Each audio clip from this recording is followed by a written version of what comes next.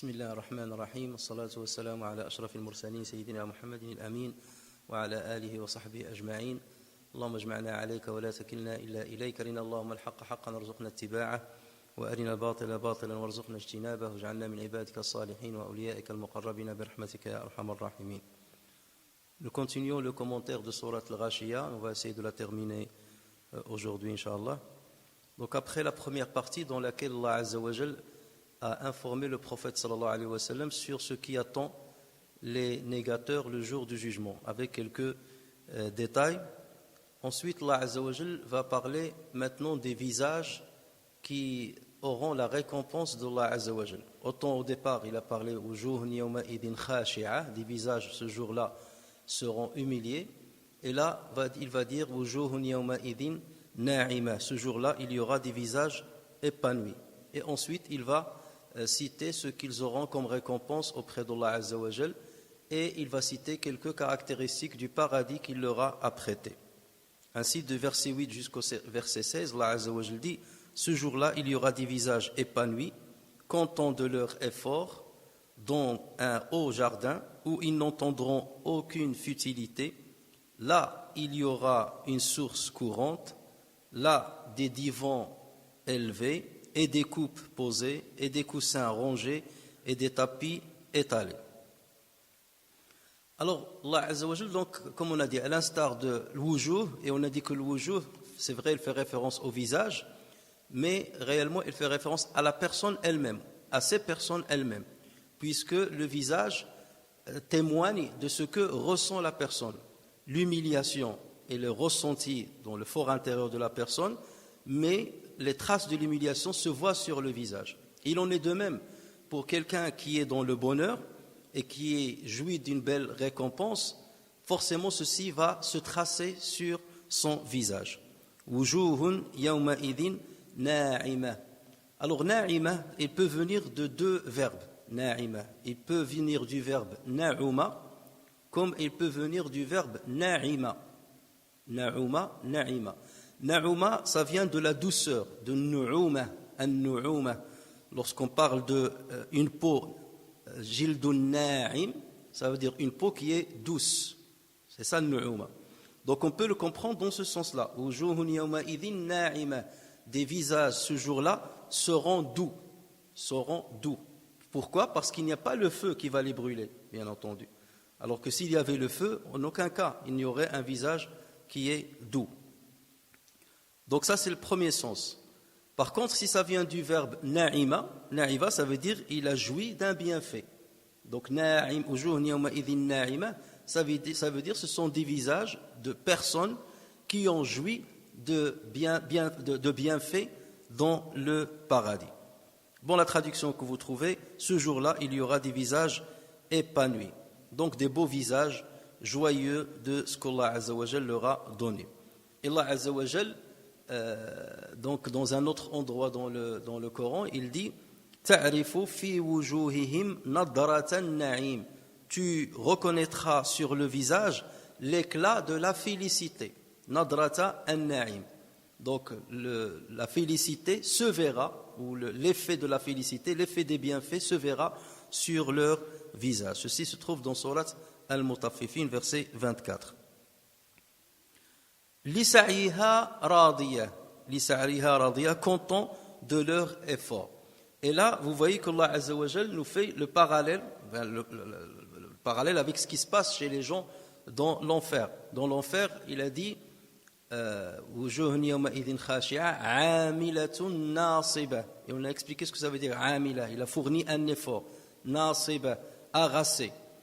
Ici, c'est le contraire, c'est tout à fait le contraire. Ce sont des gens qui sont satisfaits et contents de leur effort.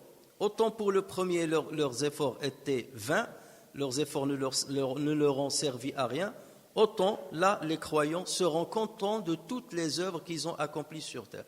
C'est vrai que ces œuvres-là leur ont occasionné de la fatigue.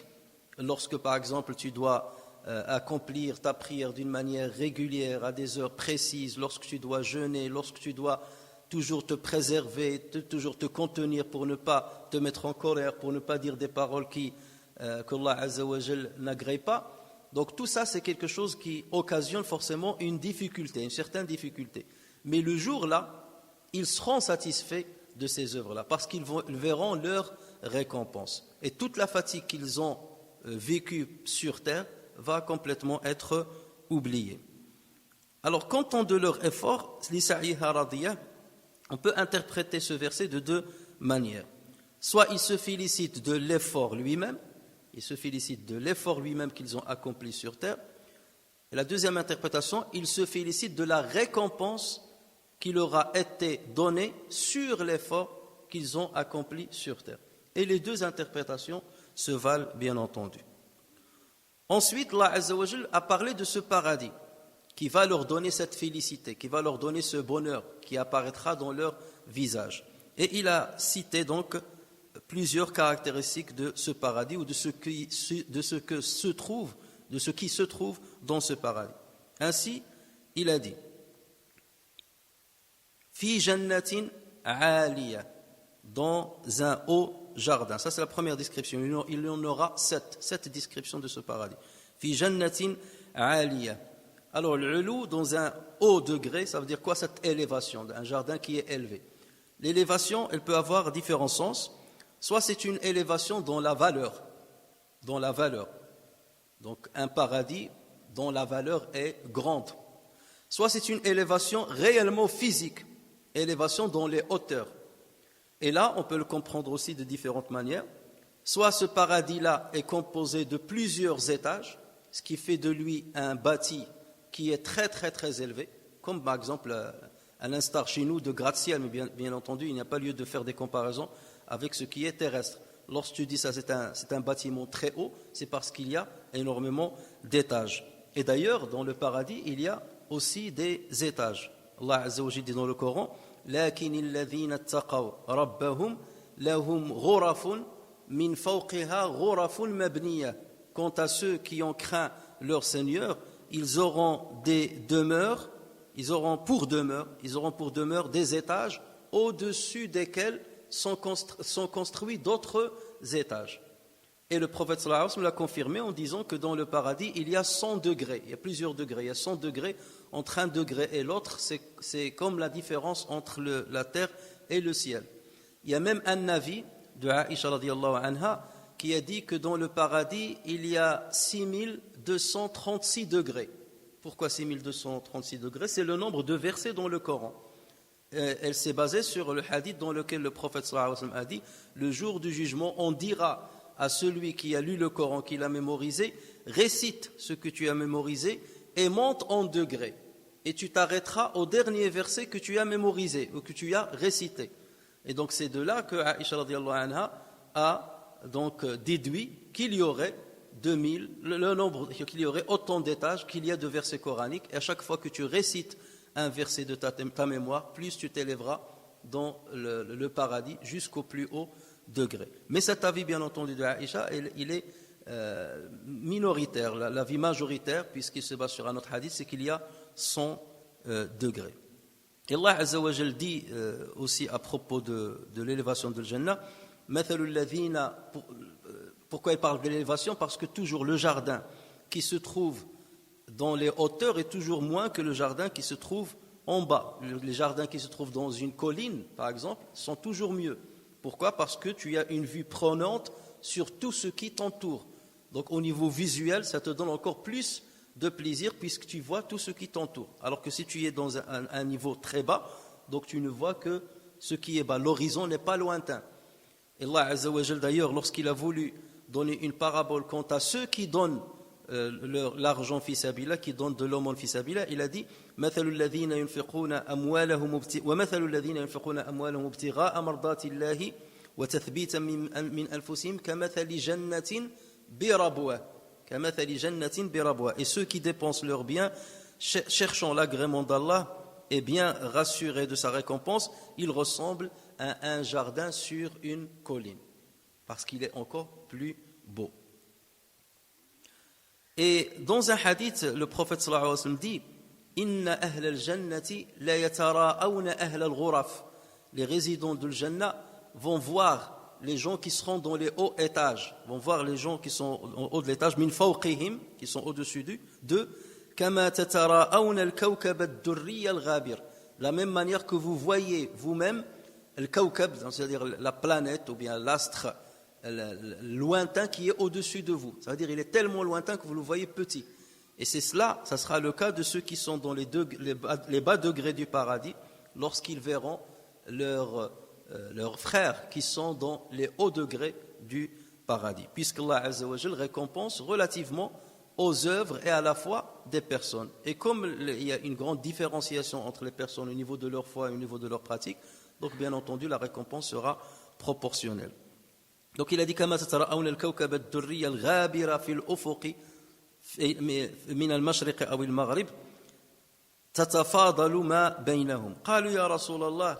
Ils ont dit يا رسول الله أتلك منازل الأنبياء, est-ce les degrés ou bien les étages des prophètes, لا يبلغها غيرهم, il n'y a que eux qui peuvent les atteindre.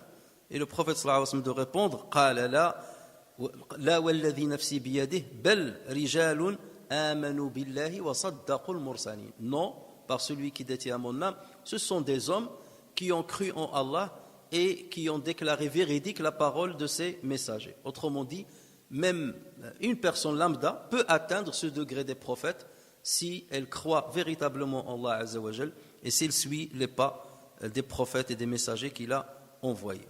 Donc, fi jannatin aliyah, la tasma'u fiha laghiya, la tasma'u fiha laghiya. Alors, il y a trois lectures concernant ce verset-là. Il y a la lecture de Asim, lorsqu'on dit Hafs an Asim. Hafs, c'est Ar-Rawi, ou Asim, c'est le Qari. Hafs, c'est l'élève de Asim.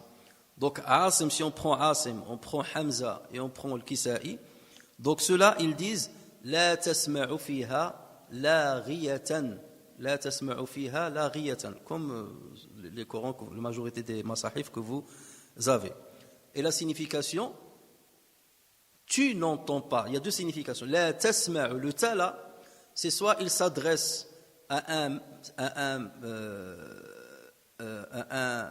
singulier, il s'adresse à un singulier, et dans ce cas-là, ça va être le prophète sallallahu alayhi wa sallam. Tu n'entendras pas dedans des futilités. La tasma'u fiha laghiyatan. Tu n'entendras pas dans le paradis des futilités. Ou bien, il s'adresse à celui qui écoute, qui va lire ces versets-là. Ô toi qui lis ces versets-là, tu n'entendras pas de futilité dans le paradis. La tasma'u fiha laghiyatan. Ça, c'est la première lecture. Il y a la lecture de Nafi'. Comme par exemple, lorsque vous lisez Warsh an Nafi', ceux qui lisent Warsh selon Nafi', donc selon la lecture de Nafi', c'est la tusma'u, et non pas la tasma'u. La tusma'u fiha laghiyatun. Mais lorsqu'on s'arrête, on dit la riya. On s'arrête de la même manière. La riyatan, la riyatun. La tusma'u fiha laghiyah, ça c'est ce qu'on appelle en arabe fi'lun mabniun lil majhul. C'est un verbe dont le sujet est inconnu. C'est comme lorsqu'on dit en français on. Donc on parle de quelqu'un qui est absent. On n'entendra pas de futilité dans le paradis. La tusma'u fiha laghiyah, on n'entendra pas dedans une futilité. Et il y a une troisième lecture, c'est celle de Ibn Kathir et de Abu Amr, rahimahumallah, où ils lisent La yusma'u fiha laghiyatun. Et le sens, il est exactement le même que La tusma'u fiha laghiyatun. C'est exactement le même.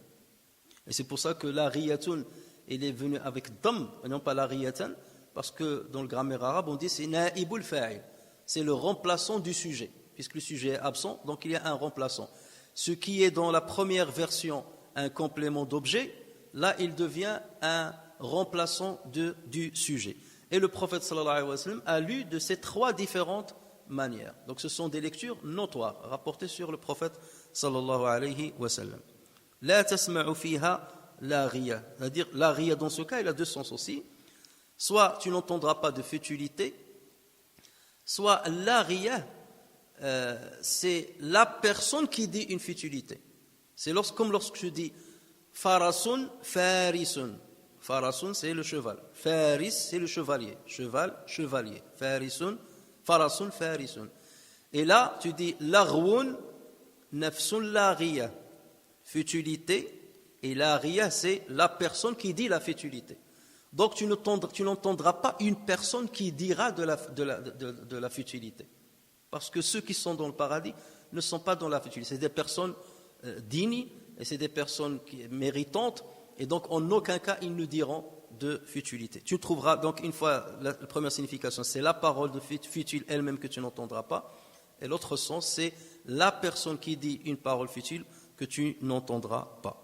Et donc vous voyez bien que ce genre de termes qui sont toujours polysémiques donnent encore plus de beauté et de sens au Coran et les différentes significations se valent. Et Allah Azza wa Jal d'ailleurs dit concernant la belle parole dans le Coran, وَهُدُوا إِلَى الطَّيِّبِ مِنَ الْقَوْلِ. On les a guidés vers la bonne parole. وَهُدُوا إِلَى الطَّيِّبِ مِنَ الْقَوْلِ وَهُدُوا إِلَى صِرَاطِ الْحَمِيدِ. Donc ils ont été guidés vers la bonne parole et ils ont été guidés vers le chemin du digne de louange. Et on dit que dans le paradis, Allah Azza wa Jal nous donne, en espérant Inch'Allah qu'on en fera partie de ces gens-là, Allah Azza wa Jal nous facilite les louanges, les paroles de louange, comme il nous facilite la respiration. Vous voyez, aujourd'hui, si on vous dit mentionne Dieu, fais un peu de dhikr, de tasbih. Bon, on le fait, mais bien que ça ne te demande pas d'effort physique, à part ta langue qui va bouger, ou même parfois tu le fais dans ton esprit, donc même la langue ne bouge pas. Mais tu trouveras toujours des personnes qui vont trouver une difficulté à le faire. En revanche, dans le paradis, dhikrullah Azza wa Jalla, la mention de Dieu, ses louanges, se feront d'une manière naturelle, exactement comme la respiration. C'est comme un réflexe, c'est comme on a dans le système parasympathique qui organise notre respiration, les battements cardiaques, et ainsi de suite, la digestion. On ne contrôle rien de tout cela. Ben, ça sera exactement cela nos paroles. Les paroles sortiront d'elles-mêmes sans aucun effort de la personne et sans qu'il n'ait besoin de mener une réflexion et une décision pour dire ces belles paroles. Donc on a fi jannatin aliyah la tasma'u fiha laghiya. Fiha, dans ce paradis, fiha aynun jariyah. Là, dans ce paradis, il y aura une source coulante. D'habitude, lorsque tu dis une source, c'est que forcément, il est coulante. Mais là, c'est pour faire référence aussi à ce que Allah Azza wa Jal a dit au début de la surah, lorsqu'il a dit tasla naran hamiya. Ils subiront un feu ardent. Et le feu, il est ardent par nature. Mais le fait de dire ardent, ça veut dire qu'il ne... Voilà, son intensité ne baissera jamais. Elle continuera tout le temps. Donc là, lorsqu'il va rajouter ce qualificatif, il y a dans ce paradis des sources courantes, c'est pour dire que la source ne s'achèvera jamais. Elle sera toujours courante. Il y aura toujours le liquide qui va couler d'elle. Alors le liquide, bien entendu, ça peut être de l'eau, comme ça peut être du vin, comme ça peut être du lait, comme ça peut être l'asal, comme ça peut être le miel, comme Allah Azza wa Jalla l'a cité dans d'autres versets. Alors ici, Allah Azza wa Jalla a utilisé le singulier. Tu trouveras dedans une source. Ça ne veut pas dire qu'il n'y a qu'une seule. Rappelez-vous de ce qu'on a dit la dernière fois. Lorsque parfois Allah Azza wa Jalla utilise le singulier, c'est ce qu'on appelle ismul jins. C'est le nom de la catégorie ou le nom de l'espèce, comme on dit en arabe, si on veut traduire mot par mot. Ismul jins. C'est comme lorsqu'il dit fakiha, ça veut dire fawakih, l'espèce de l'fakiha. D'accord? Lorsqu'on dit ni'ma, wa in ta'uddu ni'mat Allah, ça veut dire si vous comptabilisez tous les bienfaits. Même si lui il a dit ni'ma, si vous comptez le bienfait de Dieu. On ne compte pas un seul, parce que 1 est égal à 1. Donc ça sous-entend toutes les catégories de bienfaits de Dieu. Donc là, pareil, lorsqu'il dit fiha aynun, donc là c'est un terme générique qui veut dire toutes les sources du paradis. Il y en aura plusieurs qui seront courantes. Et d'ailleurs, dans d'autres versets, Allah Azza wa Jalla cite quelques-unes de ces sources. Il y a ayn zanjabil, il y a ayn tasnim, aynan yashrabu biha al-muqarrabun, il y a ayn salsabil et il y a ayn al-kafur. Voici 4 sources qu'Allah Azza wa Jalla a citées dans le Coran. Zanjabil, salsabil, al-tasnim et al-kafur. Donc, fiha aynun jariya. Fiha sururun marfu'a. Regardez toujours ce fiha, j'insiste dessus, pour que vous voyez qu'à un certain moment, Allah Azza wa Jalla ne va plus utiliser fiha. Donc, wujuhun yawma idhin na'ima li sa'iha radiyah fi jannatin 'aliyah لا تسمع فيها لاغية فيها عين جارية فيها سرور مرفوعة. Et ensuite, qu'est-ce qu'il dit? وأكواب موضوعة. Il ne dit pas فيها. ونمارق مصفوفة. Il ne dit pas فيها. وزرابي مبثوثة. Il ne dit pas فيها. Pourquoi? Pourquoi là il dit fiha lorsqu'il parle de l'uyun, il dit fiha lorsqu'il parle des divans dont on va parler, il ne dit pas pour le reste. Parce que l'uyun, les sources et les divans dont on va parler font partie de la construction du paradis lui-même. D'accord? Le paradis est construit ainsi. En revanche, ce qu'il va citer plus tard, c'est-à-dire akwabul mawdu'a, des coupes qui seront posées, des zarabiyu mabthutha, des tapis éparpillés, ça ce sont des accessoires. Ça ce sont des accessoires. Voilà pourquoi il n'a pas dit fiha. Donc lorsqu'il s'agit des constituants qui construisent les éléments de construction du paradis, il dit fiha. Et ça veut dire que les divans sont construits dans le paradis. Ils sont construits dans le paradis. Alors que les autres, c'est les accessoires. Lorsqu'il va citer donc les zarabiyu mabthutha, lorsqu'il va citer namariq, ce sont quoi? Namariq, c'est les oreillers ou bien les comment on les appelle? Hein? Les coussins, voilà, les coussins ou bien les oreillers. Donc les coussins, tout ce qui est coussin, tapis et les verres, tout ça c'est des accessoires. Voilà pourquoi il n'a pas dit fiha. Donc vous voyez, ces précisions-là sont très importantes à remarquer, parce que ça prouve qu'un être humain ne peut pas réfléchir à tous ces détails-là et que ce soit lui qui aurait rédigé ce texte-là. وَسُرُرٌ فِيهَا سُرُرٌ مَرْفُوعَةٌ. Alors, سُرُرٌ مَرْفُوعَةٌ, surur, c'est le pluriel de sarir. Et sarir, ici c'est traduit par le divan, c'est un matelas, c'est le matelas qui permet à la personne de s'y asseoir et de s'y étaler à l'aise, entièrement, étaler tout son corps, contrairement à l'arche par exemple, où tu dois t'asseoir, tu ne peux pas t'étaler dessus, parce que sa surface n'est pas assez grande pour allonger tout ton corps. En revanche, sarir, c'est ce qui permet d'allonger tout le corps. Voilà la différence. Il dit que ces sorors-là, marfou'a, sont élevés. Alors, élevés encore une fois. Hein, il cite jannatin aliyah, nasururun marfou'a, qui sont élevés. Soit pareil, sont élevés en degrés. Ce sont des divans qui ne ressemblent pas à vos divans sur terre. Ils sont très très élevés, d'une qualité exceptionnelle. Et les savants ont cité de quoi ces divans seront faits, donc les pierres précieuses, de l'or et ainsi de suite. Certains ont dit non, élevé, ça veut dire que le matelas, parce que lorsqu'on parle de divan ou bien de sarir, il y a le corps de sarir, c'est quoi, hein? C'est le sommier, c'est le sommier, et il y a le matelas dessus, d'accord? Donc certains disent le marfou'a, ça veut dire que le matelas est très épais. Et vous savez très bien, aujourd'hui, plus le matelas est épais, plus ça coûte cher, n'est-ce pas? Plus le matelas est épais, plus ça coûte cher, plus il est confortable. D'autant plus s'il est bien rembourré avec des bonnes choses. On ne parle pas d'un matelas rempli de halfa ou bien rempli de je ne sais quoi, ou de sofa. Non, là c'est autre chose. Allah Azza wa Jal dans surat al-Waqi'a, il dit sururun bata'inuha min istabraq. L'intérieur de surur, l'intérieur des divans est fait de broca, la qualité supérieure de la soie. Alors si l'intérieur est fait de broca, alors imaginez l'extérieur. Parce qu'on donne plus d'importance aussi à l'extérieur lorsqu'on met un drap autour. Donc on cherche les draps les plus beaux, parce que c'est ça ce qui sera visible. L'intérieur, parfois, on peut s'en passer. Donc là, ça veut dire que le matelas épais, surur marfou'a, ça peut faire référence au matelas épais. Ou bien, ils sont marfou'a, ça veut dire qu'ils sont tellement élevés que tu ne vois pas celui qui est au-dessus. Ça veut dire qu'elles vont faire soustraire du regard celui qui est accoudé, allongé dessus. Ça aussi c'est une signification. La troisième signification. La quatrième signification, c'est qu'ils sont très très élevés. Et d'ailleurs dans les hôtels 5 étoiles, vous voyez que le matelas, il est encore plus haut. Jamais vous entrez dans un hôtel 5 étoiles et vous trouvez un sarir qui est le plus bas, à 20 cm du sol. Non, c'est toujours élevé. D'accord? Et il y a même certains qui ont dit, Mais dans ce cas, lorsqu'ils sont élevés, comment on va y monter?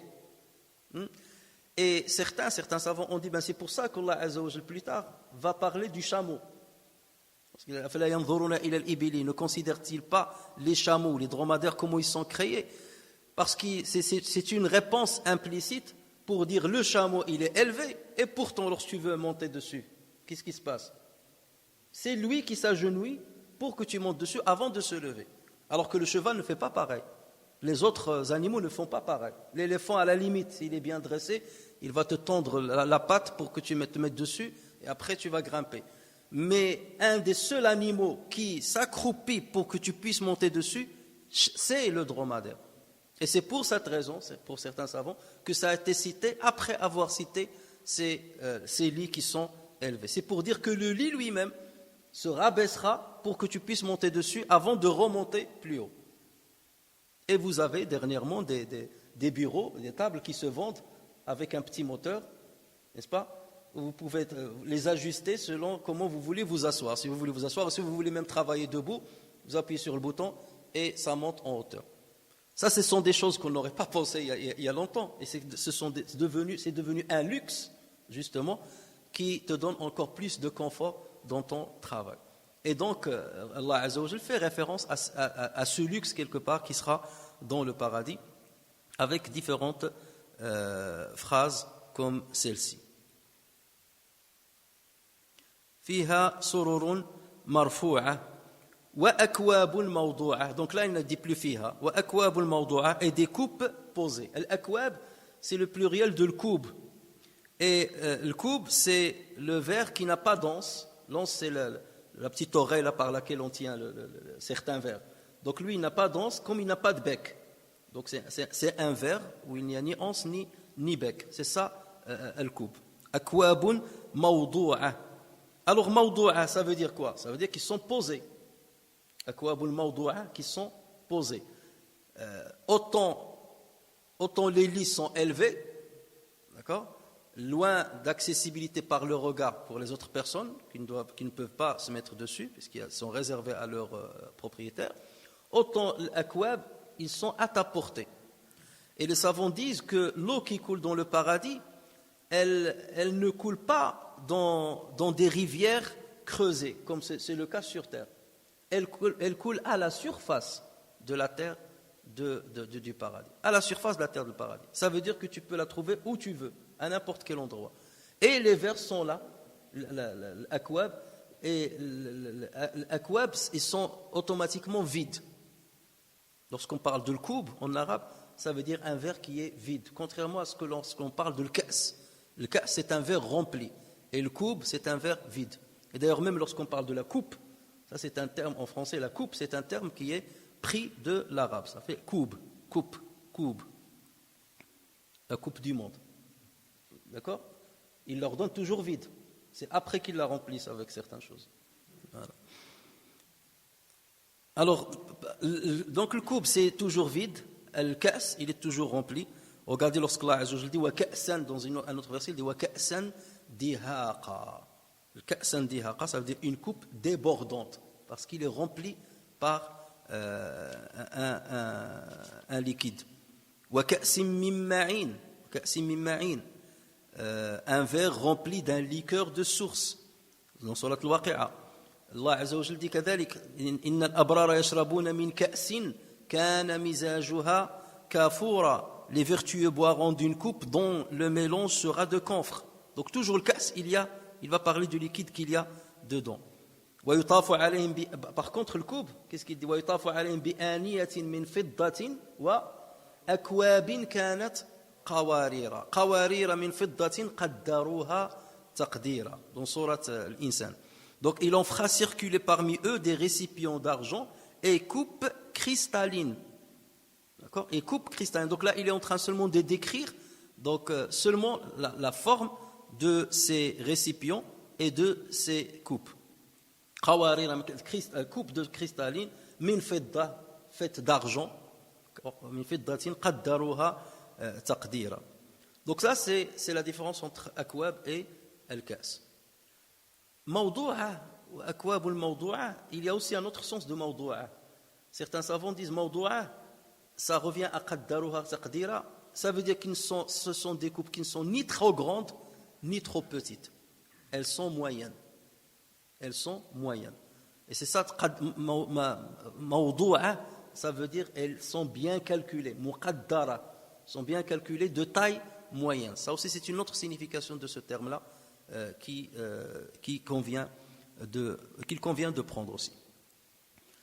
وأكواب موضوعة ونمارق مصفوفة et des coussins rongés. Le namariq, ça, il y a certains qui disent que ce sont des termes qui ne sont pas à la base arabes, parce que les Arabes ils parlent de l'masanid ou bien de l'wasa'id. Le masanid, le misnad, ça veut dire ce sur quoi tu t'appuies. Pour ça on l'appelle masanid. Ou bien l'wasa'id. Mais le namariq, ça serait un nom, et il y a plusieurs mots, même dans cette sourate, il y a plusieurs, comme zarabi, zarbiya, comme on le verra, c'est un terme qui n'est pas arabe à la base. Donc le namariq, c'est le pluriel de nimriqa ou bien de numruqa, avec dhamma. Et donc les coussins, à quoi ils servent? De deux choses. Soit c'est pour faire beau, et aujourd'hui c'est à la mode de venir sur son lit et de poser des coussins rangés les uns à côté des autres. C'est à la mode. Tu vois le lit qui est rempli de plein de petits coussins. Ce qui ne plaît pas forcément à celui qui paye. En général, non. Et donc, c'est aussi pour les utiliser pour s'accouder. Donc, comme ils sont partout, tu les trouves partout. Ils sont rangés partout. Ça veut dire, à n'importe quel endroit tu veux t'asseoir, tu peux prendre un coussin pour t'asseoir dessus et un autre coussin pour t'appuyer dessus. À n'importe quel endroit. Tu n'as pas besoin de bouger loin pour te reposer et pour trouver ce sur quoi tu dois t'asseoir ou ce sur quoi tu dois t'accouder. Ensuite, il a dit wazarabiyu mabthutha, et des tapis étalés. Zarabiyu mabthutha. Zarabi, c'est les Arabes, on les appelle aussi tanafis. At-tanafis, c'est le pluriel de tinfisa. Mais zarabi, le terme là, il est étrange aux Arabes, mais il est utilisé par les Arabes parce que, comme vous le savez, il y a toujours une promiscuité entre les langues. Et les Arabes ont pris des termes qui appartenaient à d'autres langues, comme aussi l'hébreu a pris des termes arabes. Même si le Coran reste un livre arabe, mais il a emprunté des termes d'autres langues, mais ce sont des termes qui étaient utilisés par les Arabes. Donc il y a certains exégètes, comme par exemple Tahir ibn Ashur, rahimahullah, qui dit que le vocable zarabi vient du terme Azerbaïdjan. Pourquoi? Parce que c'est un pays qui est limitrophe en Iran. Et vous savez très bien que les meilleurs tapis qui existent dans le monde, c'est les tapis de l'Iran et de l'Azerbaïdjan. Parce que la laine qu'on utilise, c'est une laine qui est très douce là-bas, et des animaux desquels on la retire. Et le tissage de la laine se fait avec perfection. C'est des gens qui sont connus depuis l'Antiquité pour ce travail extraordinaire. Et ça serait de ce terme-là, Azerbaïdjan. En arabe, c'est Avi. Mais en français, on dit Azerbaïdjan. Et ça vient de là que ça vient Zarabi. Et vous voyez le Zaï, le Ra, qu'on retrouve dans ces termes-là. Et il y a d'autres chercheurs qui disent que non, ce mot-là, c'est un mot perse qui signifie zirbift. Et zirbift, ça veut dire le tisser, quelque chose qui est tissé, le tissage. Donc c'est de là que serait venu le terme zerbiya, parce qu'il y a un tissage des filaments de la laine. Alors zarabiyu mabthutha, que signifie mabthutha? Là aussi c'est un terme polysémique. Soit ça veut dire qu'ils sont étalés, ils ne sont pas enroulés. Ils ne sont pas enroulés, mais ils sont étalés. L'autre signification, mabthutha, ça veut dire aussi les uns, ce sont des tapis les uns au-dessus des autres pour faire une grande épaisseur, ce qui permet d'avoir encore plus de confort lorsqu'on s'assoit dessus.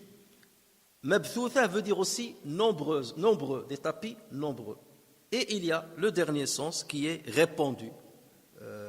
Lorsque Allah Azza wa Jalla dit وَبَثَّ فِيهَا مِنْ كُلِّ دَابَّةٍ, il a répandu sur terre de toutes les espèces qui marchent. Donc tous ces sens-là, on les retrouve dans le terme mabthutha. Et donc tous ces sens-là existeront dans le paradis. Donc voici la description, les 7 descriptions qu'Allah Azza wa Jal a données de ce paradis qu'il a apprêté à ceux qui ont suivi les prophètes, à ceux qui ont cru en Allah Tabaraka wa Ta'ala. Ensuite, donc, maintenant, le Coran va interpeller ces non-croyants, ces négateurs qui ne croient pas à la résurrection. Il va les interpeller pour les inviter indirectement. D'abord, il va les réprimander, en même temps, il les invite à méditer sur certains éléments de la création. أَفَلَا يَنْظُرُونَ إِلَى الْإِبِلِ كَيْفَ خُلِقَتْ وَإِلَى السَّمَاءِ كَيْفَ رُفِعَتْ وَإِلَى الْجِبَالِ كَيْفَ نُصِبَتْ وَإِلَى الْأَرْضِ كَيْفَ سُطِحَتْ. Il va les inviter à méditer et à se concentrer sur la création de ces 4 éléments. Ne considère-t-il pas les chameaux?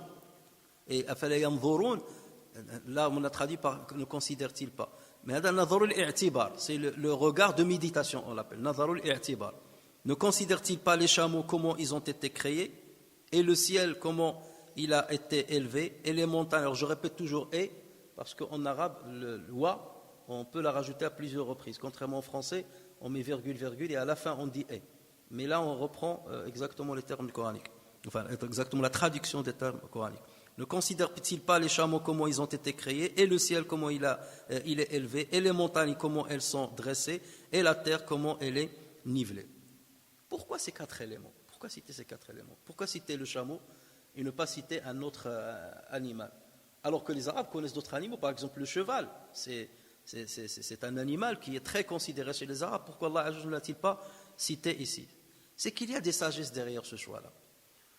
En fait, on sait très bien que les Arabes vivaient dans le désert et ils accomplissaient des voyages lointains. Le voyage de l'hiver et le voyage de l'été. Donc forcément, ils doivent traverser le désert. Et lorsqu'on est en voyage, on traverse le désert, c'est le meilleur moment propice pour méditer dans la création. Parce qu'on est loin des préoccupations quotidiennes du lieu de la résidence, de là où on habitait, donc on est loin. Et on va vers une destination, donc on n'a rien à faire. Et en plus, on est en pleine nature. Donc à partir de là, c'est le moment propice pour qu'on réfléchisse et qu'on médite sur certaines choses qu'on va voir, certaines choses qui nous sont très, très proches. Et lorsqu'on voyage, l'animal chez les Arabes privilégié pour le prendre comme monture, c'est bel et bien le chameau, le dromadaire. Donc, regardez ce dromadaire sur lequel vous voyagez, comment il a été créé, et comment il est créé, et regardez ses caractéristiques. Et regardez ce ciel qui est au-dessus de votre tête pendant votre voyage. Et regardez ces montagnes qui vous entourent pendant votre voyage. Et regardez cette terre que vous frôlez par vos pieds pendant votre voyage. Donc, c'est 4 éléments avec lesquels on rentre en contact pendant ce genre de voyage. Et c'est le moment propice pour, justement, pour mieux méditer.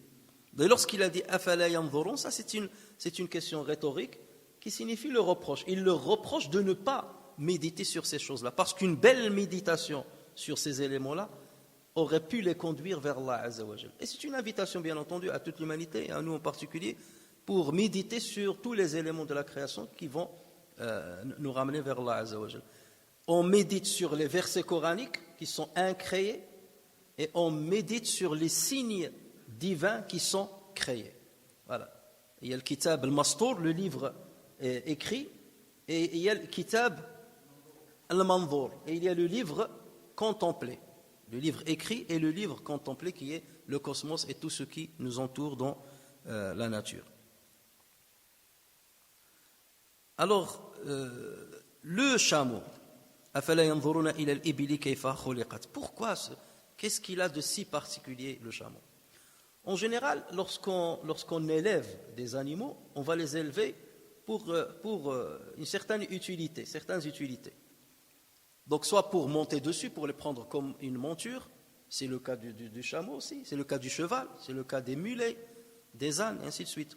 Soit pour porter nos charges, soit pour la parure. C'est seulement pour le para, c'est parce que c'est un ornement, ça fait beau d'avoir un cheval pur sang par exemple. Rien que le voir, c'est quelque chose quelque chose d'extraordinaire. Vous avez vu comment Allah Azza wa Jalla a parlé de Daoud alayhi salam lorsqu'il a dit Rudduha alayhi, faites revenir les chevaux devant moi. Fatafiqa mashan bis-suqi wal a'naq. Il a commencé à essuyer sur leurs pattes et sur leur cou, parce que c'est beau de voir un cheval.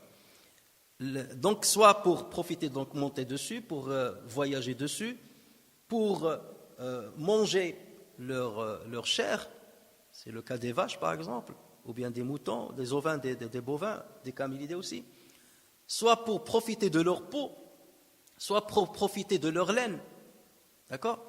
Mais le chameau, c'est le seul qui rassemble toutes ces utilités-là. Chez les autres animaux, vous allez trouver 1, 2, 3 utilités, mais pas le reste, d'accord? Le cheval par exemple, c'est très rare qu'on boive le lait du cheval. Ça se fait dans certaines périodes de l'Asie centrale, mais les Arabes par exemple ne boivent pas le lait du cheval. Le cheval aussi, ce n'est pas forcément une belle monture pour des voyages fastidieux dans les déserts. Il ne va pas résister autant que le chameau va résister. Le chameau a regroupé tout. C'est un animal qui a des caractéristiques exceptionnelles. Et c'est pour cela d'ailleurs qu'on l'appelle Safinatu as-Sahara, le faisceau, bien le bateau du désert. Le bateau du désert. C'est comme si tu es à l'intérieur d'un bateau. Lorsque tu es dans le désert, le bateau du désert, c'est le chameau, vu ses différentes caractéristiques. On l'utilise comme monture, on l'utilise pour manger sa chair, et sa chair, elle est très bien, elle est nutritive, et elle n'a pas les inconvénients qu'on trouve chez d'autres animaux, dans d'autres chairs. On boit son lait, et son lait, c'est le seul lait qui contient la vitamine C. Il n'y a pas un lait dans le monde qui contient la vitamine C. D'habitude, la vitamine C, on la trouve dans des végétaux, on la trouve dans des fruits. Mais le lait du chameau contient la vitamine C. On boit son lait. D'accord? Donc, on voyage dessus, et surtout les voyages qui sont fastidieux, et ça ne demande pas beaucoup d'entretien. Un cheval ou alors imaginez un éléphant. Alors là, l'éléphant il est utilisé en Asie, mais il faut le nourrir, l'éléphant. Le chameau ne demande pas énormément de choses. Le chameau peut se contenter de manger 2 kilos par jour de végétation, ça lui suffit, 2 kilos.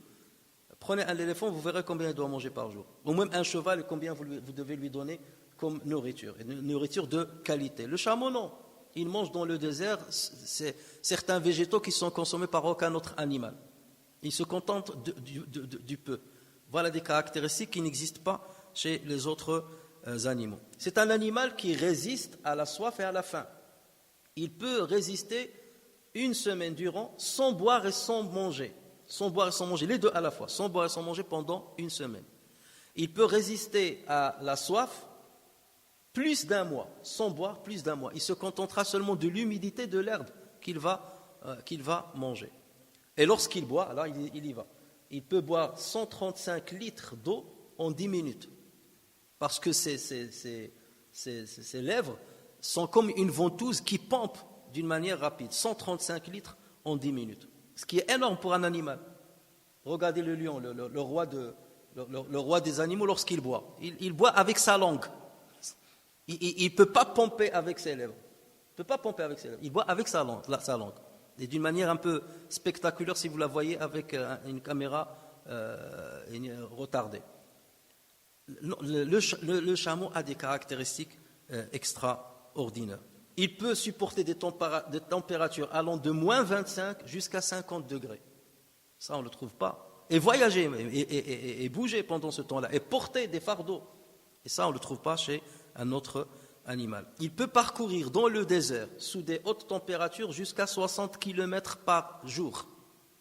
60 km par jour, avec des fardeaux sur lui et avec une température très très élevée.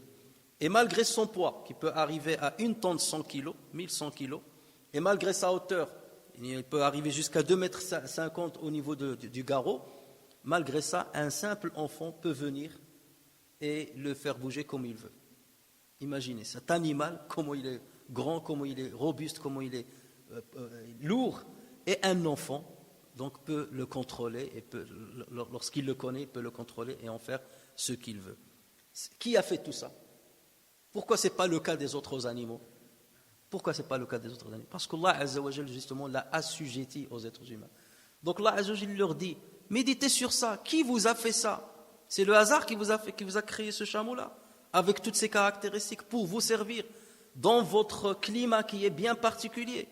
Tout ça, ça s'est concordé par le hasard. Et c'est ça ce que disent beaucoup.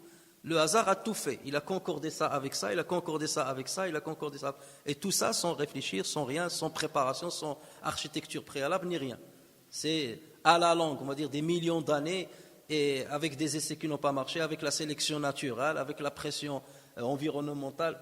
Tout ça, c'est des considérations et des hypothèses qui sont loin d'être vérifiables, ni par la raison, ni par l'expérience.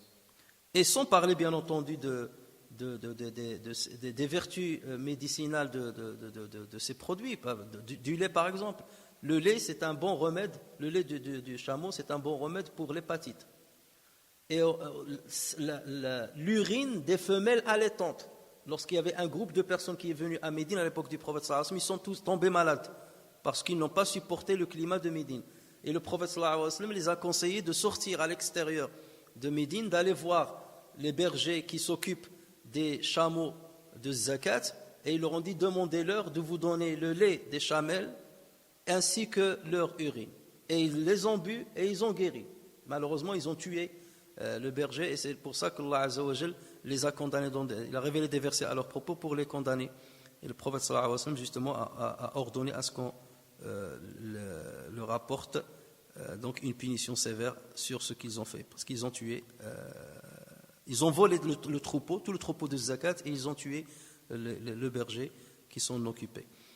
Lorsqu'on fait la combinaison du lait du chameau ainsi que de l'urine, et surtout de la chamelle, l'urine de la chamelle avec son lait, cette combinaison, c'est un remède pour plusieurs maladies de la peau, y compris le vitiligo, l'eczéma et le psoriasis. Et il y a maintenant des études, notamment au Canada, qui sont très bien engagées sur l'urine de la chamelle allaitante, et on lui prête des vertus anticancérigènes. Des vertus anticancérigènes. Donc tout ça, c'est dans le chameau. Qui a fait tout ça? C'est Allah Azza wa Jalla. أفلا ينظرون إلى الإبل كيف خلقت وإلى السماء كيف رفعت. Et le ciel, comment il s'est élevé? Il s'est élevé, il n'a pas de limite. Et aujourd'hui, la science n'a pas encore trouvé la limite du ciel. Il est tellement haut, et on n'a pas encore découvert les différentes strates du ciel. Je ne parle pas du premier ciel. Lorsqu'Allah parle des 7 cieux, sans parler du ciel le plus bas, nous on a déterminé la stratosphère, la mésosphère, ainsi de suite. On est toujours dans le premier ciel. Mais là, le deuxième, le troisième. Et dans le premier, c'est là où il y a les astres. C'est là où il y a les étoiles. Là où il y a les étoiles, ce n'est que le premier ciel. Ça veut dire qu'au-delà, il y a d'autres choses. On ne sait pas ce qu'il y a.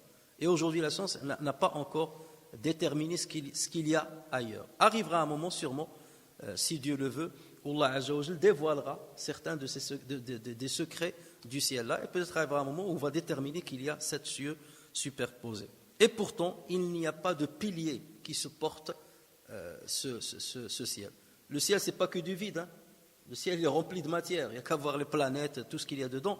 Il est rempli de matière. Et qui porte cette matière, la lourdeur de cette matière? Il n'y a pas de pilier qu'on voit dans nos yeux. Allah Azza wa Jal dit, Allahu alladhi rafa'a as-samawati bighayri amadin tarawnaha. Allah est celui qui a élevé bien haut les cieux sans pilier visible.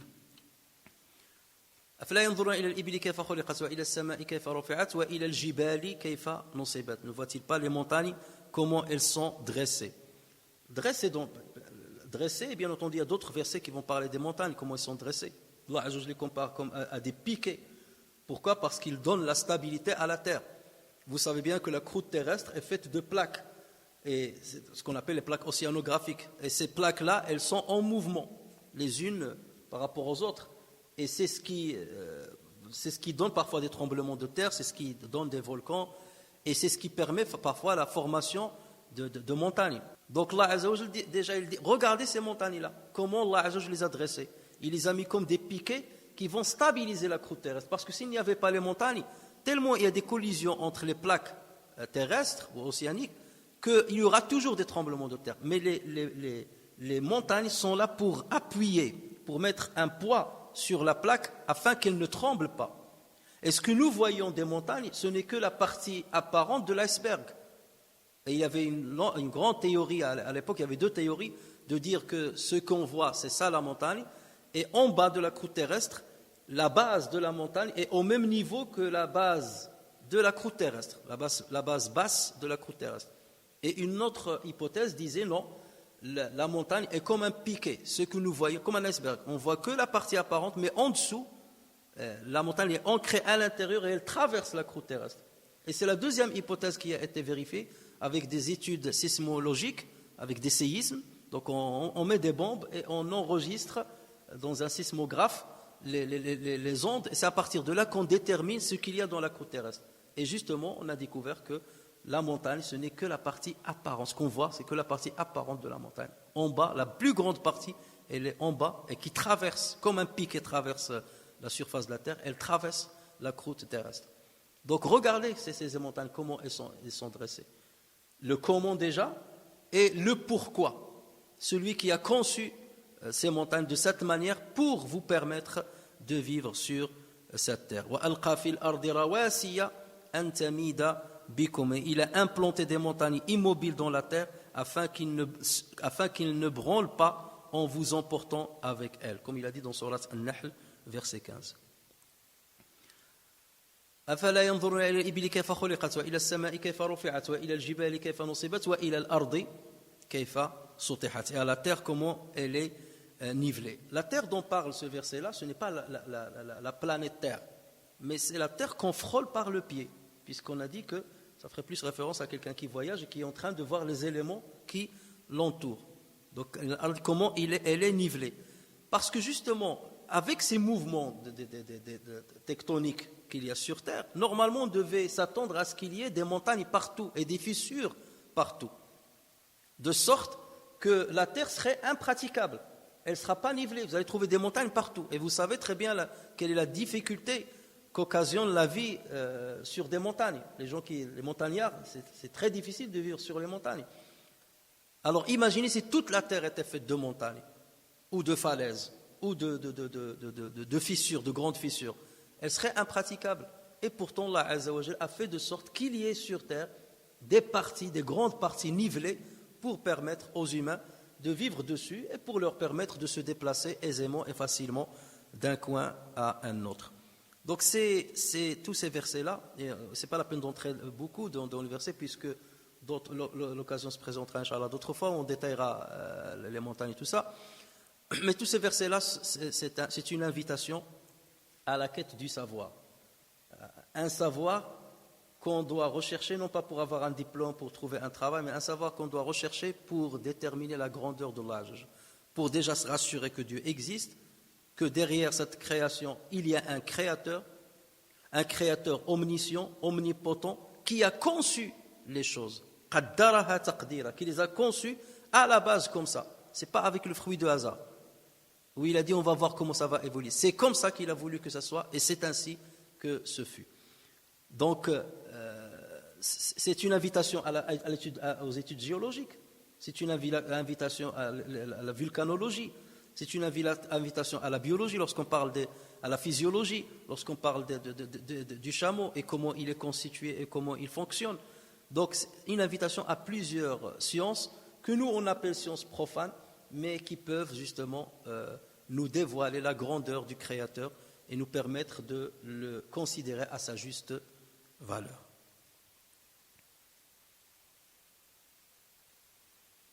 Ensuite, Allah Azza wa Jalla termine la sourate en s'adressant encore une fois au prophète. Il a commencé par s'adresser au prophète. Hal ataka, t'est-il parvenu? Donc là, c'est Hal ataka hadithul ghashiyah. Donc ensuite, il a cité ce qu'il y a dans l'enfer, il a cité ce qu'il y a dans le paradis. Il a invité ces négateurs à méditer sur quelques éléments. Et ensuite, il est revenu pour s'adresser au prophète sallallahu comme au départ. Fadhakkir innama anta mudhakkir lasta alayhim bimusaytir illa man tawalla wa kafar fayu'adhibuhu Allahu al-'adhaba al-akbar. Eh bien, rappelle, tu n'es qu'un rappeleur et tu n'es pas un dominateur sur eux, sauf celui qui tourne le dos et ne croit pas, alors Allah le châtiera du plus grand châtiment. Allah Azza wa Jal, donc ici, rappelle l'essentiel de la mission du prophète sallallahu alayhi wa sallam. Il lui dit, rappelle, voilà ta mission. Elle se contente de ça. Rappelle, dhakir. In anta illa nadhir, tu n'es qu'un avertisseur. Bashir, tu es un annonciateur de bonnes nouvelles. C'est ça ta mission. Dhakir, innama anta mudhakir. Tu n'es qu'un rappeleur. Et tu n'es qu'exclusivement qu'un rappeleur. Et tu n'as aucun rôle à jouer pour les dominer ou les contraindre à croire en moi. Et bien entendu, et ça on le sait nous en tant que musulmans, maintenant il faut que le reste du monde le sache, mais bien entendu on brouille les pistes et on pollue la raison pour que les gens ne voient pas cette vérité. L'islam n'a jamais été une religion qui contraint les gens à se convertir. Ceux qui disent l'islam c'est répandu par l'épée.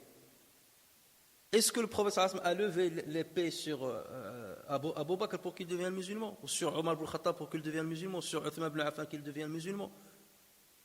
Non, l'épée a été levée dans des circonstances bien particulières pour se défendre. Et c'est cela la notion de djihad, où les savants ont longuement discuté là-dessus. Est-ce que le djihad est une procédure défensive ou une procédure offensive? La majorité des savants, la majorité écrasante dit que c'est une procédure défensive.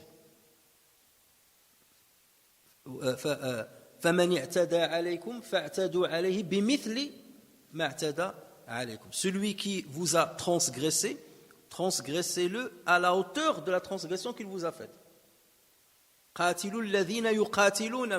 Combattez ceux qui vous combattent.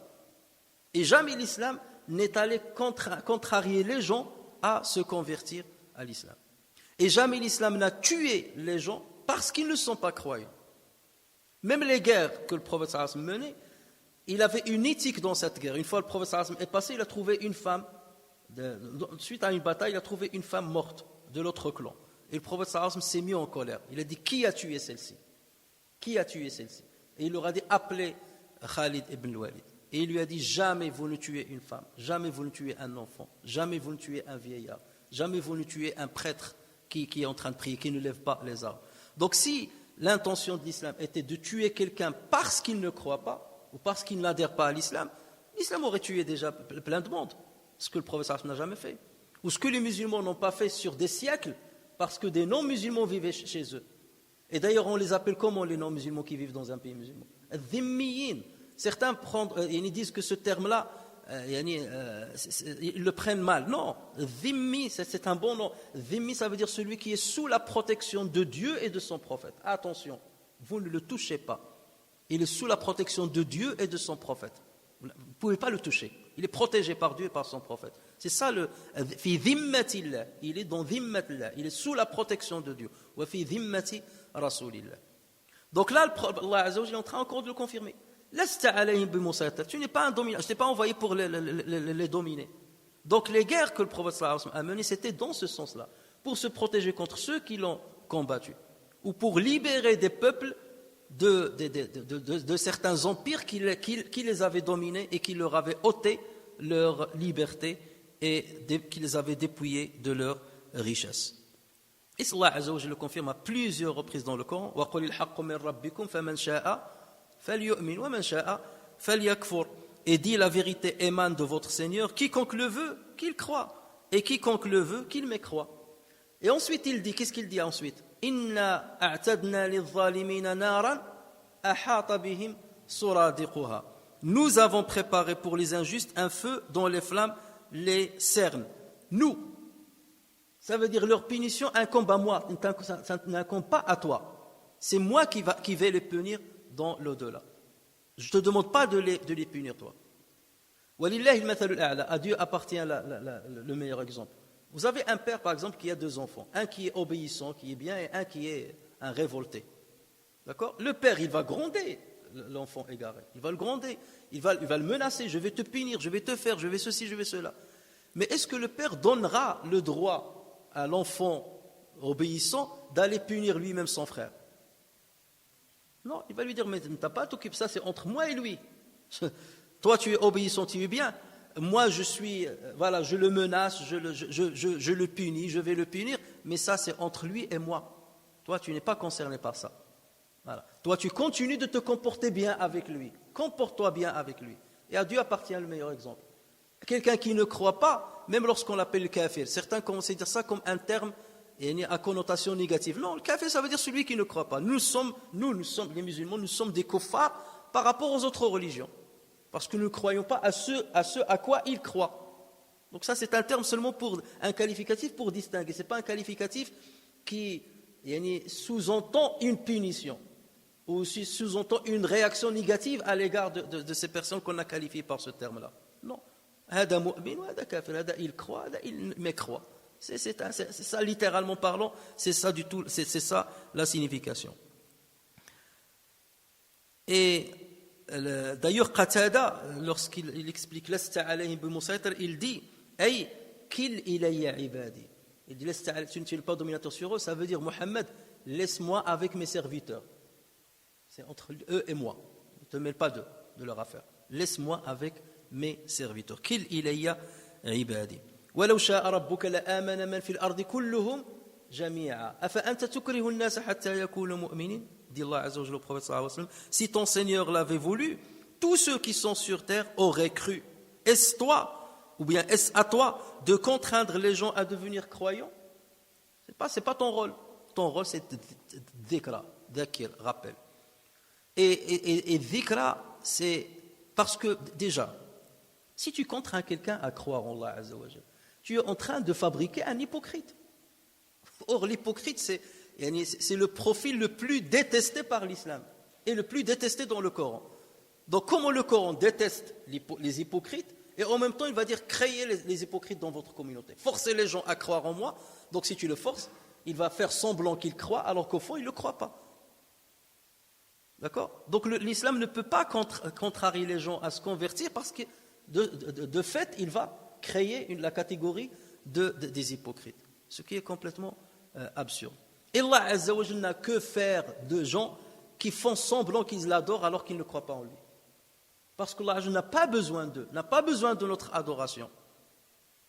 Si nous étions tous non-croyants, si nous renions tous Allah Azza wa Jalla, ça ne va pas diminuer de la grandeur de sa royauté ou de la grandeur de sa majesté. Et si nous étions tous croyants, ça ne va pas augmenter la royauté d'Allah Azza wa Jalla, augmenter sa majesté. Elle est indépendante de notre croyance ou de notre mécréance. Et le rappel d'ailleurs reste toujours le meilleur outil d'éducation, même au sein d'une famille. Tu as des enfants, il y a la punition, c'est la dernière chose qui vient. Et avant la punition, il y a les menaces. Mais avant les menaces, il y a d'abord l'éducation. Parce que quelqu'un qui a été élevé et éduqué que sur la punition, c'est quelqu'un qui arrivera à un moment où il va observer le phénomène d'échappement. Donc il va s'échapper de tout ce à quoi tu lui faisais appel. Alors que le rappel, c'est tu attaches la personne à Allah. La crainte, c'est Allah. Il craint Allah, il ne craint pas la punition terrestre de telle ou telle autre personne. Et même dans la société d'ailleurs, la répression c'est un outil d'éducation, mais c'est le dernier outil d'éducation. Si tu n'apprends pas aux gens que le fait de s'arrêter à un feu rouge est très important pour eux, pour le sécurité et tout ça, à 3 heures du matin, lorsqu'il n'y a personne, il n'y a pas de radar, il va brûler le feu rouge. Ou dès qu'il dépasse un radar dans l'autoroute, il va appuyer sur le champignon. Parce que ce qu'il craint, c'est le radar, qu'il soit flashé par le radar. Ce n'est pas ce qu'il craint, c'est les conséquences de sa vitesse, parce qu'on l'a éduqué sur cette base-là.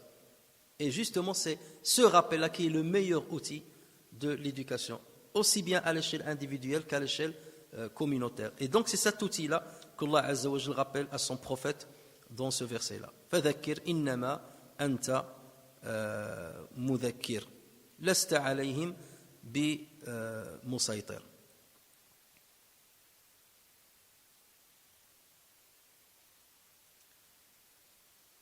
Alors, illa man tawalla wa kafar, sauf celui qui tourne le dos et qui ne croit pas. Sauf à l'exception, illa. Illa s'utilise comme l'exception, à l'exception de. Mais ici, à ce niveau-là, ça ne signifie pas à l'exception de. Parce que si ça se veut dire à l'exception de, tu n'es pas dominateur sur eux, à l'exception de celui qui me croit. C'est absurde. Parce il est en train de lui dire, tu n'es pas dominateur sur ceux qui ne croient pas, tu n'es pas dominateur sur ceux qui ne croient pas, contente-toi de leur faire du rappel. Et il ne peut pas venir après et dire, à l'exception de celui qui n'a pas cru, dans ce cas, domine-le. C'est absurde. Vous voyez ce que je veux dire? Donc la signification c'est pour ça l'arabe, il faut connaître l'arabe pour comprendre les versets. Illa, ici, ça veut dire walakin, toutefois. Hein? Toutefois, celui qui se tourne et qui ne croit pas, hein, je vais le punir d'un châtiment lourd. C'est moi qui vais m'occuper de lui. D'accord? Donc c'est ça la signification de illa. Ça ne veut pas dire, sauf à l'exception de cela, tu peux les dominer. Non, parce que ça ne vient pas. Il ne peut pas lui demander une chose et son inverse en même temps. Donc ici, illa veut dire lakin, toutefois. C'est comme ça qu'il faut le comprendre. Et enfin, donc Allah Azza wa Jalla, dans versets 25 et 26, il dit inna ilayna iyabahum thumma inna alayna hisabahum. Vers nous est leur retour, ensuite c'est à nous de leur demander des comptes. Laisse-les avec moi, ça me concerne. Eux, ils me concernent. Leur châtiment, je le préparerai. Et c'est quel châtiment? Ce que je t'ai cité au début de cette sourate. Inna ilayna iyabahum. Ils vont revenir vers moi. Et c'est moi qui leur demanderai des comptes. Ce n'est pas à toi de leur demander des comptes. Toi, ta mission, c'est de leur faire seulement le rappel. Donc là, c'est une menace aussi. Vous allez revenir vers moi. Donc, tant que vous êtes encore vivant, ressaisissez-vous et revenez à moi repentant pour que vous ne verrez pas ce que je vous ai apprêté dans l'enfer. Alors, ce qui est frappant dans ces deux versets, inna ilayna iyabahum thumma, ensuite, c'est à nous de leur demander des comptes. Alors, thumma, dans l'arabe, il s'utilise ce qu'on appelle harfut tarahi. Lorsqu'Allah Azza wa Jalla, par exemple, parle des étapes par lesquelles l'être humain passe lorsqu'il est embryon dans le ventre de sa mère. وَلَقَدْ خَلَقْنَا الْإِنسَانَ مِنْ سُلَالَةٍ مِنْ طِينٍ ثم جعلناه نطفة في قرار مكين ثم خلقنا النطفة علقة فخلقنا العلقة مضغة فخلقنا المضغة عظاما فكسونا العظام لحما ثم أنشأناه خلقا آخر. Entre thumma et fa, les deux termes signifient la succession des choses. Lorsqu'on utilise fa, ça veut dire c'est aussitôt après. Lorsqu'on utilise thumma, ça veut dire et ensuite, plus tard. Donc fa signifie la rapidité de la série, du passage d'un niveau à un autre. Thumma, ça veut dire qu'il y a encore du temps. Ici, on peut le comprendre dans ce sens-là. Inna ilayna iyabahum, c'est à nous qu'ils vont revenir, et ensuite, ça veut dire après une longue période, parce qu'ils vont se dresser dans Al-Mahshar, ils vont attendre 50 000 ans. Donc le hisab va tarder à venir. Donc on peut le comprendre dans ce sens-là. Mais il y a un autre sens, beaucoup plus beau, c'est que thumma, en arabe aussi, elle signifie la différenciation entre un niveau et un autre. Lorsqu'il dit inna ilayna iyabahum, c'est une menace. Ça, c'est une menace. C'est lorsque Dieu appartient le meilleur exemple. Lorsque ton fils fait quelque chose, il fait une bêtise et il court. Il te dit je vais à l'école et il part. Tu lui dis tu vas revenir à moi. L'après-midi, tu vas revenir. Ça y est, il comprend ce que ça veut dire tu vas revenir. Maintenant, tu t'es échappé, mais tu vas revenir. C'est une menace. Et ensuite, tu verras ce que je ferai sur toi. Et ensuite, lorsque tu dis ensuite, tu verras ce que je vais te faire, ça ne veut pas dire tu vas revenir et je vais attendre 3 heures avant de commencer à te punir. Ça veut dire la première menace, tu vas revenir. Et ensuite, là, ça veut dire que là, la menace, là, il est encore plus élevée et plus grande. Thumma inna alayna hisabahum. Ça veut dire que le jugement et la reddition du compte va être très dur pour eux. D'accord? Donc là, c'est pour montrer, et c'est pour ça qu'Allah Azza wa Jalla, dans une autre sourate, lorsqu'on arrivera, on l'expliquera mieux. Awla laka fa awla, thumma awla laka fa awla. Awla laka fa awla, thumma awla laka fa awla. Il utilise une fois fa, il utilise une fois thumma. C'est dans ce sens-là pour montrer le déphasage entre la première menace et la deuxième menace. Et la dernière remarque concernant cette sourate pour clôturer ce commentaire, c'est que regardez la correspondance qu'il y a entre cette sourate et celle qui lui fait suite. Sourate, en l'occurrence, sourate al-Fajr, qu'on a vu la dernière fois. Sourate al-Fajr. Regardez, le Fajr, comment il se termine? Ya ayyatuha an-nafsul mutma'innah, irji'i. Ô âme apaisée, reviens vers ton Seigneur. Irji'i ila rabbiki radiyatan mardiyah fadkhuli fi ibadi wadkhuli jannati. Ici, il leur dit inna ilayna iyabahum, c'est vers nous qu'ils vont retourner. Sauf que là, il le fait dans le sens de la menace, alors que dans Surat Al-Fajr qui vient juste après, il le fait dans le sens de quoi? De la bonne annonce que tu vas profiter du paradis, tu vas être parmi mes serviteurs. Et comme on a dit toujours, il y a toujours un lien entre une sourate et celle qui lui fait suite. Ce n'est pas par hasard qu'une sourate a été placée à un endroit et pas à un autre. Et ça, c'est Allah Azza wa Jalla qui l'a décidé, même si le Coran a été révélé d'une manière, chronologiquement parlant, qui ne correspond pas à l'ordre qu'on voit aujourd'hui. C'est parce qu'Allah Azza wa Jalla a déjà décidé de cet ordre par sa sagesse avant même de créer l'être humain, avant même de créer ce monde. نفعني الله وإياكم بالقرآن الكريم وبحديث سيد الأولين والآخرين وغفر الله لي ولكم ولسائر المسلمين سبحانك اللهم وبحمدك نشهد أن لا إله إلا أنت نستغفرك ونتوب إليك سبحان ربك رب العزة عما يصفون وسلام على المرسلين والحمد لله رب العالمين.